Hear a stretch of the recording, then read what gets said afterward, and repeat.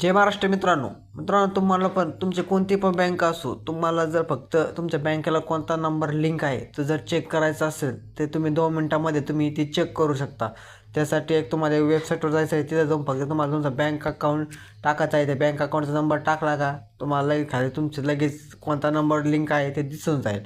त्यासाठी तुम्हाला काय करायचं आहे, क्रोम ब्राउझरवर जायचं आहे. तिथे तुम्ही गेल्यावर अननोन पेमेंट PFMS हे नाव सर्च करायचं आहे. अननोन पेमेंट PFMS हे सर्च केल्यावर तुम्हाला एक पहिली वेबसाईट दिसेल. त्याच्यावर तुम्ही क्लिक करायचं आहे. आता इथे तुम्ही क्लिक केल्यावर तुम्हाला असा प्रकारचा इंटरफेस पाहायलाच मिळेल. आता इथं आलं तुम्हाला काय करायचं आहे, तुमचं बँक कोणती बँक आहे ती बँक निवडायची बरं का. त्यानंतर एंटर अकाउंट नंबर, तुमचा बँकेचा अकाउंट नंबर कोणते पण बँक असो, SBI असो काय असो, जे कोणती बी XYZ बँक कोणती पण असो, तुम्हाला फक्त इथे तुमच्या बँकेचा नंबर टाकायचा, परत एंटर नंबर टाकायचा आणि कॅप्चर टाकायचा. जर कॅप्चर तुम्हाला कळत नसेल तर तुम्ही रिप्लेस करा. इथून तुम्ही रिप्लेस केल्यावर तुम्हाला इथं परत तुमचं कॅप्चर येऊन जाईल. तरी तुमचा कॅप्चर जर शो होत नसेल तर तुम्हाला इथं माईकचं ऑप्शन, ते माईकचं ऑप्शनवर क्लिक करा आणि ते ऐका नेमकी कोणतं आहे, स्मॉल आहे का बिग आहे ते अक्षर तुम्हाला ते सांगतील. आता